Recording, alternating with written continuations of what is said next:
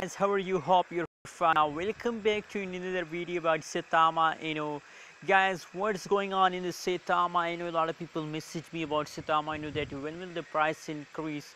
So guys, this video is a good news video for all of you guys. Never miss any second of this video and just enjoy. And guys, I also request all of you to please click the subscribe button for more updates and news videos about cryptocurrencies market.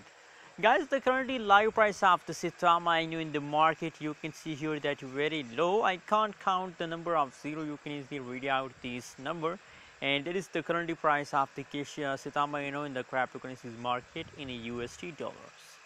On the other side, my friends, if you look the changes occur in the Saitama inu, so from the last 24 hours, the changes is completely going wrong, and that's why a lot of people are worrying about that. But guys, I think that don't worry about these changes, my friends.